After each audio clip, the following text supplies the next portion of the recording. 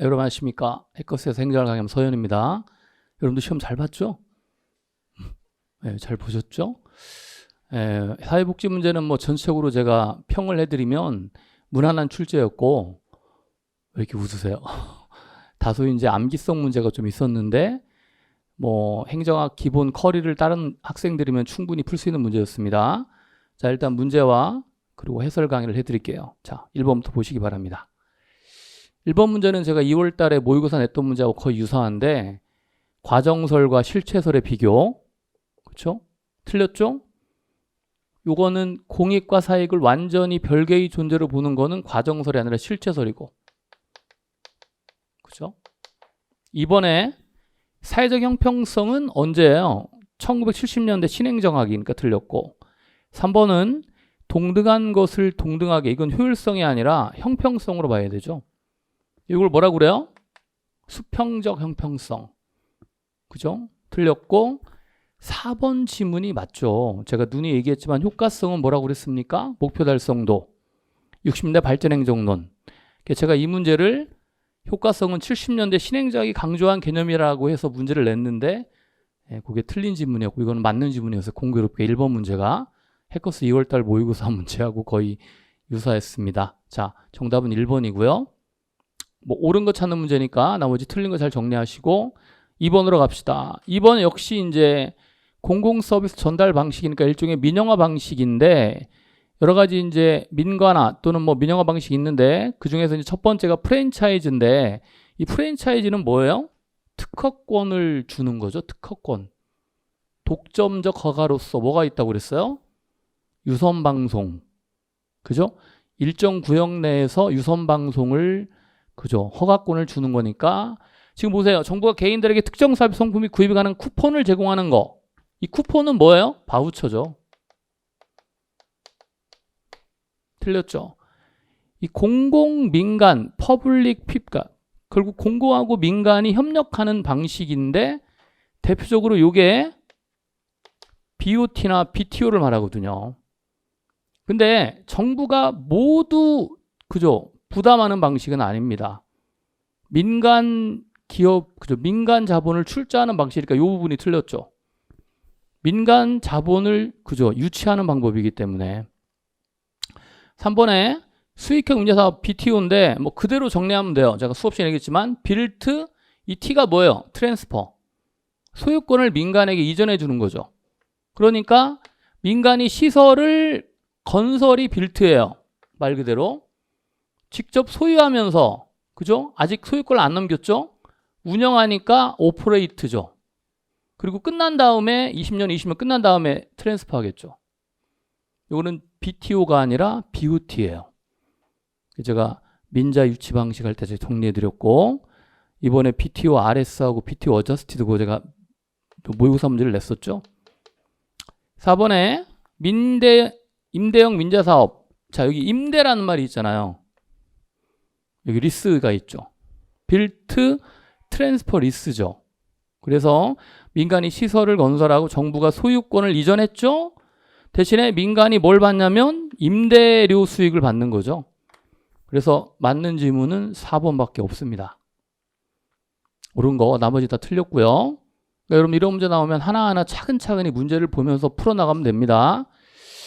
자, 이 문제 뭐 누누이 강조했지만 이런 문제만 내면 얼마나 좋겠습니까? 그렇죠?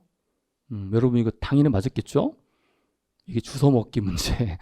보시면 해당하는 것, 1960년대 미국 사회의 사회논란을 해결하지 못하는 학문적 무력함. 왜 그래요? 행태론 때문에 그렇죠. 행태론이 주이기 때문에 과학성만 강조하다 보니까 기술성이나 처방성이 없죠. 그래서 적실성이라든가, 적실성이 뭐예요? 사회 문제에 대한 해결 능력 또는 참여 이런 것들을 강조하는 건 당연히 신행정학이 되겠죠. 신행정학. 1번. 뭐 나머지는 전혀 관련이 없어요.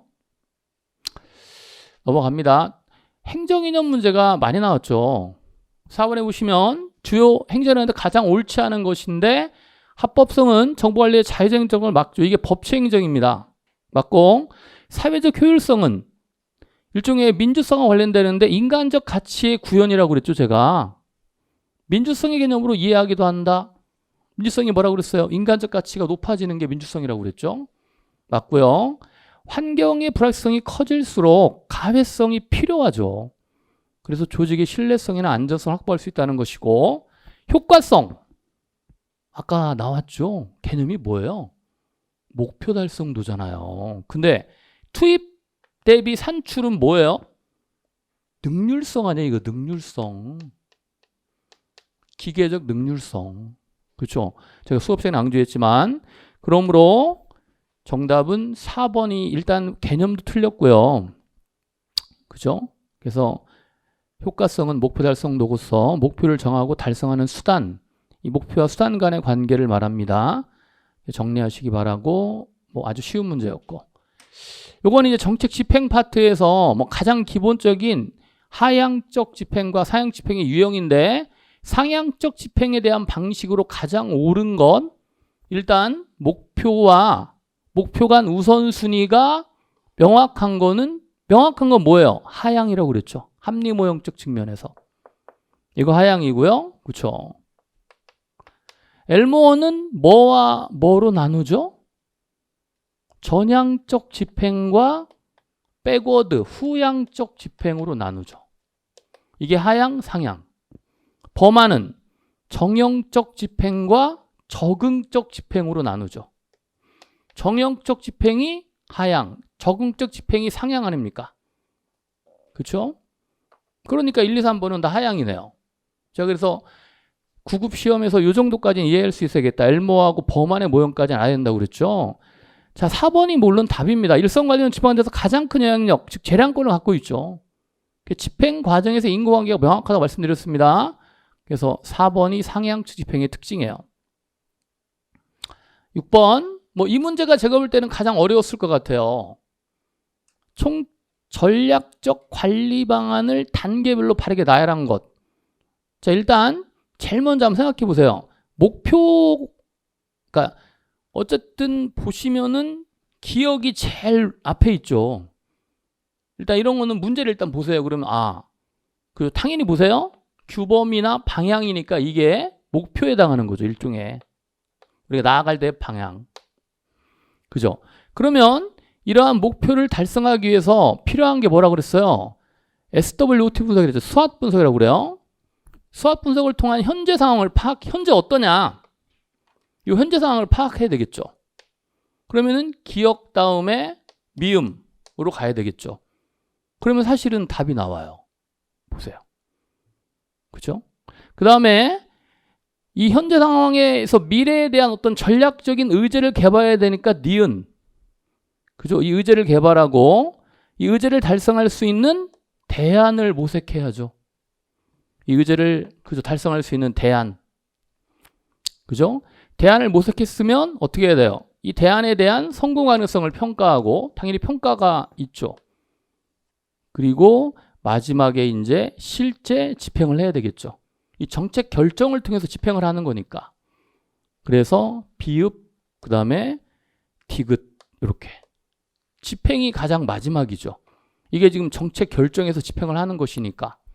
그래서 순서로 볼 때는 답은 2번이 되겠죠. 일단 제일 먼저 목표를 찾고 그 다음에 전략적 관리 방안이니까 현재 상태가 어떤지를 파악해야 돼요. 이게 수학 분석 말씀드렸잖아요. 조직에 강점과 약점이 있고 밖에 있는 기회와 위험률을 따져가지고 상황을 파악한 다음에 의제를, 그죠? 어떠한 정책 의제를 만들어야죠. 그리고 이러한 의제를, 그죠? 달성할 수 있는 대안을 모색하고 이 대안에 대한 평가를 통해서 마지막에 집행까지 가는 그런 단계가 되겠죠. 이런 것들이 이제 여러분들이 논리적으로, 제가 볼 때는 이 문제가 가장 어려웠던 것 같아요. 이번에 사회복지 2월달 서울시 구급 문제에서 정답은 1번입니다. 차분하게 푸시면 돼요. 긴장하지 마시고. 근데 차분하게가 안 되죠. 긴장이 막 무지막지하게 되죠. 자, 그래도 여러분들 처음에 그 공부했던 그런 초발심을 내 가지고 차분하게 푸시기 바랍니다. 자, 이거 리플레와 프랭클린의 정책 유형 나왔죠. 이거 제가 뭐라고 그랬어요? 상추 기억나요? 배추가 아니라 상추라고 그랬죠. 상추 누구예요? 알몬드와 포엘이잖아요. 뭐 주는 문제지만 상징 정책이죠. 상징과 추출은 알몬드와 포엘이고 리플리와 프랭클린은 분배가 빠졌죠. 생각해보세요. 우리 기본 세트 기억나요? 분배, 재분배, 규제. 기본 세트를 빼먹은 분은 아니에요, 이분이. 누가 빼먹었어요? 알몬드와 포엘이 빼먹었죠. 뭘 빼먹었어요? 재분배. 당연히 답이죠. 이건 뭐. 그래서 기본 세트를 중심으로 특히 리플리와 프랭클린은 경쟁적 규제와 보호적 계획으로 나누고 있다는 거 기억하시면 되겠죠. 자, 4번 1번이고요. 8번 앨리슨 모형도 마찬가지예요. 앨리슨 1, 2, 3 제가 중요하다고 그랬고 시험에 가장 많이 나온다고 그랬죠. 여기는 뭐냐면 2와 3를 구별하는 거예요. 그래서 1번 쿠바 미사일 사건, 그쵸. 미국의 쿠바 미사일 사건에 대한 정책적 평가가 바로 앨리슨이 한 거고, 2번 한미적 행위자 모형은 합리 모형이에요. 앨리슨 1이니까 정책이 최고 지도자와 같은 단일 행위자의 탑다운 방식, 통제에 의해서 이루어지죠. 조직 과정 모형은 어때요? 중하위 조직들이 각 문제 해결 상황에 대한 뭘 구축해요? SOP를 구축하는 게 가장 기본적인 목표라고 그랬잖아. 표준 운영 절차. 근데 봐봐요. 참여들 간의 타협이나 협상이 이루어지는 건 뭐예요? 3. 앨리슨 3. 개인적 행위자들이 뭘 가지고? 정치적 자원을 가지고 타협이나 협상을 한다고 그랬죠. 이것도 강조한 것이고. 그러니까 3번이 틀렸죠. 이건 앨리슨 3죠. 관료정치 모형이죠. 개인적 행위자들이 여기 나왔네요. 정치적 자원에 의존해 가지고 타협이나 협상을 한다. 게임을 한다고 그랬죠. 그럼 결국 게임의 승자는 누구라고 그랬어요? 상위계층. 앨리슨 3는 그래서 상위계층에 적용된다고 그랬죠. 정답은 3번입니다. 어차피 들을 거 지금 들으면 좋지 뭐. 그렇지 않아요? 나중에 인강으로 듣는 것보다. 요 문제가 제가 조직의 목표 관련 부분 해가지고 작년 2018년 7급 시험에 계속 나왔거든요. 근데 여기도 또 나왔네요.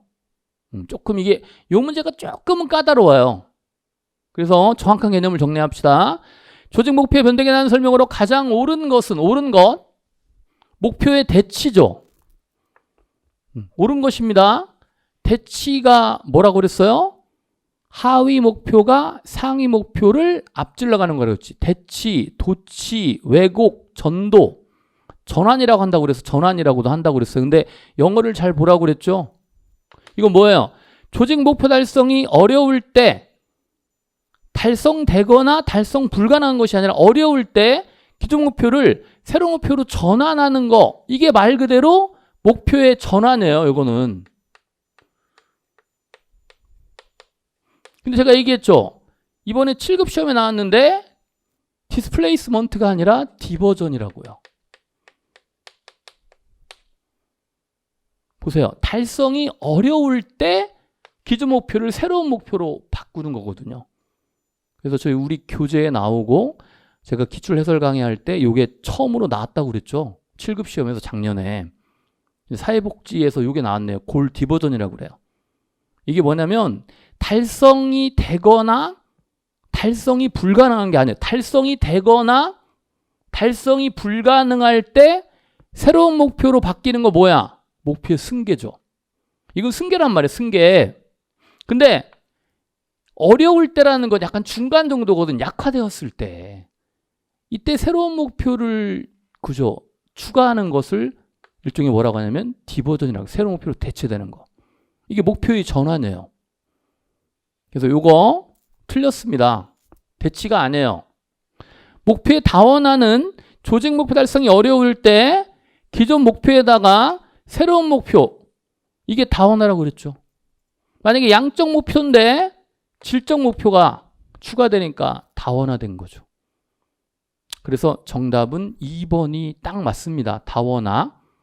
이거 우리 제가 PPT 표에서 말씀드렸고 3번은 봐봐요. 목표의 확대는 본래 조직 목표를 달성했을 때 새로운 목표를 발견한 선택. 이거는 목표의 승계죠. 이게 바뀐 거야. 이게 목표의 승계, 이게 목표의 확대. 본래 조직 목표 달성이 불가능할 때 기존 목표의 범위를 확장하는 거니까 확대.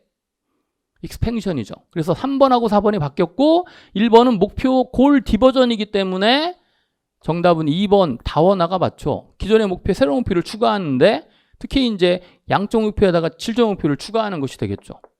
이렇게. 그래서 이게 요 문제가 조금 까다로웠지만 정답은 2번이고요. 요거 얼마 안 됐죠, 제가. 상황 변수 할 때 상황 변수 기억하라고 그랬죠. 나왔네요. 특히 피들러 세 가지라고 그랬잖아요. 그래서 제가 문제 낼 수 있다고 그랬죠. 이렇게 나왔잖아요. 봐봐요.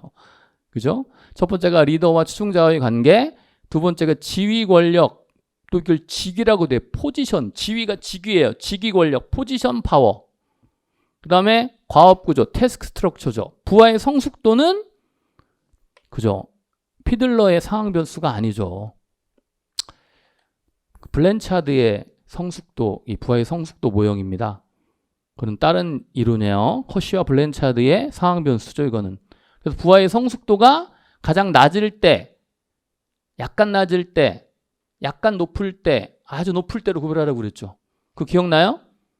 지시형, 설득형, 참여형, 위명. 그렇게 지설, 참, 위라고 그랬죠. 그건 허쉬와 블랜차드의 부하의 성숙도 모형이죠. 그 상황 변수가 부하의 성숙도입니다. 답은 2번이고요. 쉬웠죠. 이것도 마찬가지죠. 자, 내용 이론 아니라 과정 이론 찾아보세요. EPRS 모형. 부름의 기대 이론이죠. 기대의 과정. 그러니까 보세요. 거의 뭐 제가 볼 때는 한 5분 안에 다 풀 수 있을 것 같아. 이번 사회복지직 문제는.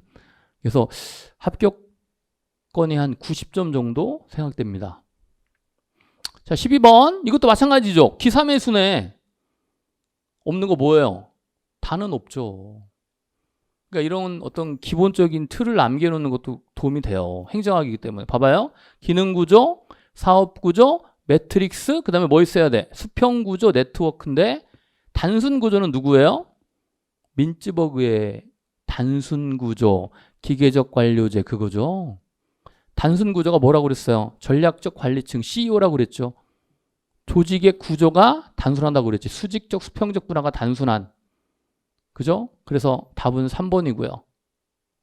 쉽잖아요. 그렇지 않습니까? 이것도 나왔어요. 여러분들, 오늘 안 배웠구나. 아직. 안타깝네요. 오늘 배웠는데. 이 표에 딱 나오는데, OJT와 OFJT가 있는데, 온더 잡 트레이닝은, 그죠? 현장 훈련이라고 그래. 현장에서 일하면서 훈련을 받는 거예요. 오프 더 잡 트레이닝은 교육원 훈련, 현장 외 훈련이거든요. 그래서 인턴십이나 역할 연기가 아니라 임시 배정이 있어요. 이게 현장 훈련이에요. 그러니까 조직에 그죠? 임명되었을 때 보직이 없으면 기획실 같은데 잠시 배정한 다음에 자리가 생기면 보직을 주는 거예요. 이것도 일종의 현장 훈련의 방법으로 보고 이 롤플레이는 공무원하고 민원인하고 역할을 바꾸는 거거든요. 그래서 현장 외 훈련, 교육원 훈련입니다. 정답은 2번이죠. 그 다음에 직무 순환, 직무를 돌아가면서 하는 거고 실무 지도하는 거 현장에서 그죠? 상급자가 하급자한테 실무를 가르쳐주는 게 실무 지도거든요. 제가 얘기했잖아요. 이번에 합격한 친구 자기 선임한테 인수인계 받고 있다. 그게 일종의 실무 지도 같은 거예요. 인수인계 받는 게. 자, 14번 대표관료제. 이거는 바로 배웠네. 뭐하고 충돌한다고 그랬어요? 실적주의 딱 나왔잖아요. 대표관료 우리 배웠잖아.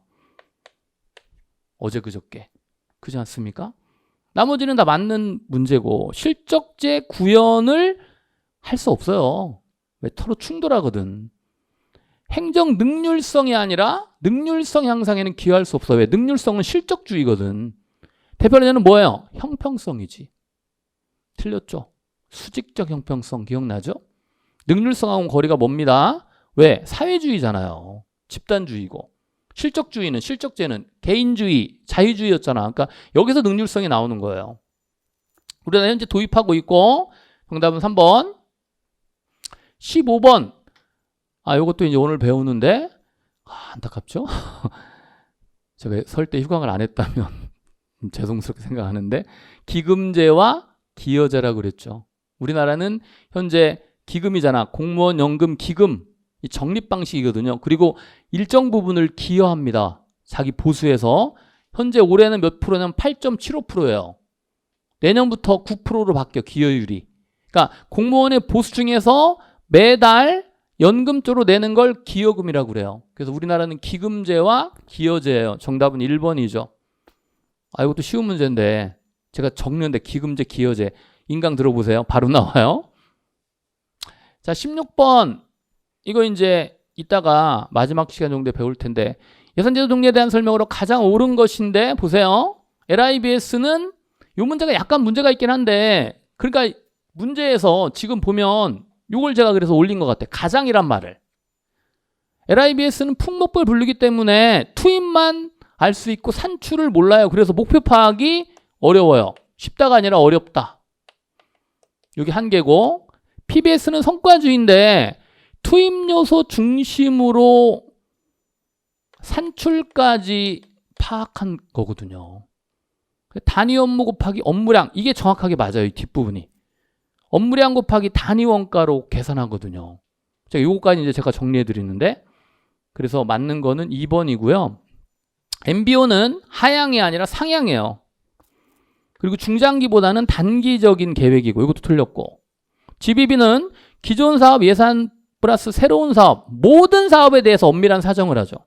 기존 사업은 인정하지 않습니다. 모든 사업, 기존 사업뿐만 아니라 새로운 사업 모두 처음부터 다시 검토해요.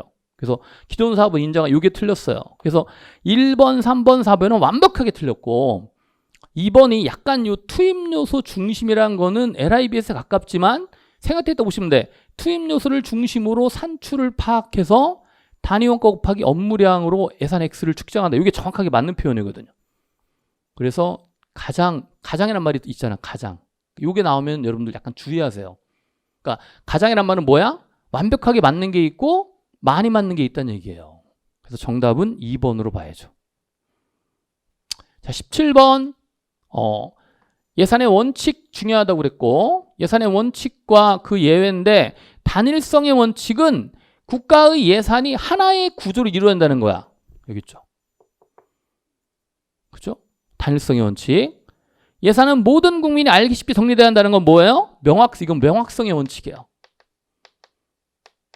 오늘 여러분들 배울 거예요. 요거. 여러분들이 계시니까 자꾸 여러분들 예를 드는데 그죠? 완전성의 원칙은 모든 수입과 지출은 예산에 모두 이게 올이거든요. 올 계상이라고 그래요. 완전하게 계상돼야 한다. 그렇죠, 여러분? 윤계상이 아니야.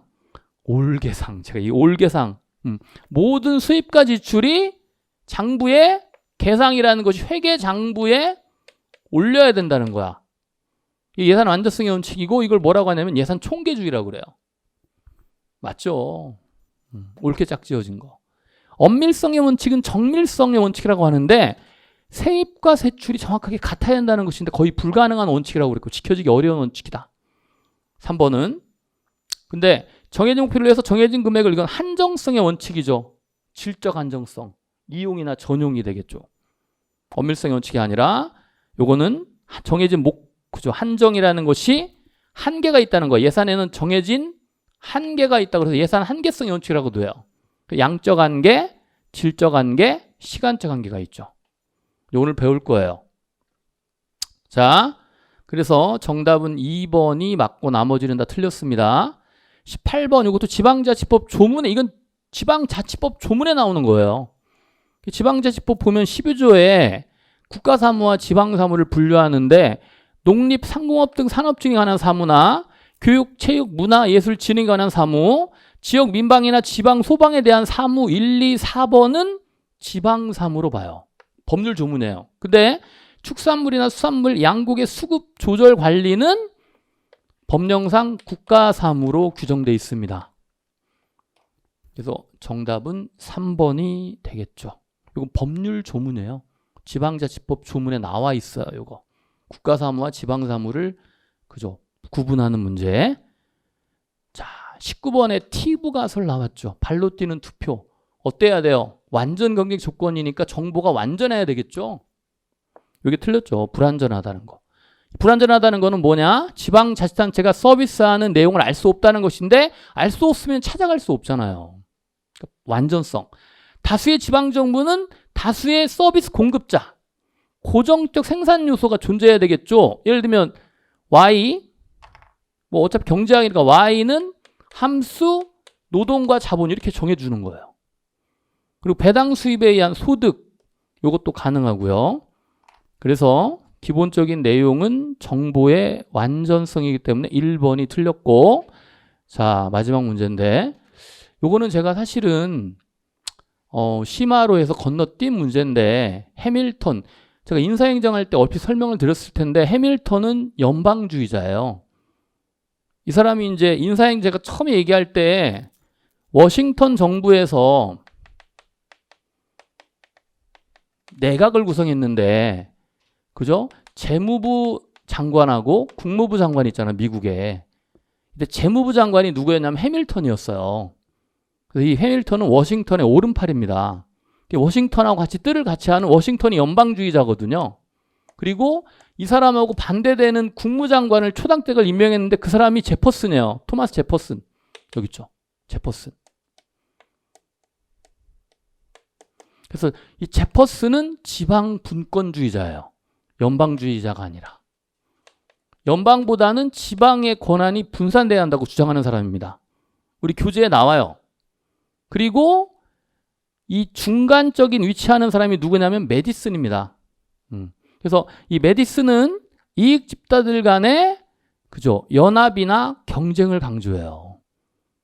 그래서 메디슨의 어떤 이익 집단론이 정답이죠. 요게. 그래서 메디슨은 어떻게 정책을 주장하냐면 보세요. 제퍼슨하고 이 해밀턴은 이렇게 보시면 돼요. 해밀턴은 연방의 모든 권한이 집중되어 있는 연방주의자가 해밀턴이라면 지방의 모든 권한이 분산된다는 사람이 제퍼슨이고, 여기 있죠. 이익 집단. 인터레스트 그룹이니까 국민이잖아. 이렇게 이익 집단들의 경쟁과 타협에 의한 요구, 이걸 메디슨이라고 그래요. 이렇게 정리하시면 돼요. 해밀턴, 분권주의자 제퍼슨, 그 다음에 이익집단론자 메디슨. 그래서 답은 2번이 맞습니다. 그리고 윌슨은 말씀드린 대로 정치행정이 분리된다는 정치행정 이원론자죠. 공사행정 이론론자. 우드로 윌슨. 행정의 연구니까. 행정과 경영이 같으니까 공사행정 이론론이니까 정치하고는 멀죠? 정치행정 이원론자죠. 여기 틀렸죠. 이론론이 아니라 이원론을 주장했죠. 그래서 정답은 2번입니다. 자, 이렇게 해서 뭐 전체적으로 사회복지 문제를 해설을 해드렸는데, 뭐 말씀드린 대로 그렇게 어렵진 않은데 약간의 암기성 문제가 몇 개 있고요. 그리고 아까 이제 그 순서 묻는 문제 정도하고, 그지, 목표 변동의 유형, 그 두 문제 정도가 좀 까다로웠던 것 같아요. 그 두 문제만 극복한다면 100점도 가능한 시험이지 않나 싶습니다. 자, 수고하셨고, 이제 얼마 남지 않았죠? 국가제 여러분들 4월 6일이니까 그때까지 열심히 하시고, 꼭 중요한 건 뭐예요? 틀린 문제를 꼭 반드시 체크하고 넘어가세요. 오류를 제거하는 게 중요하거든요. 자, 감사합니다. 지금까지 행정을 담당하는 서현이었습니다.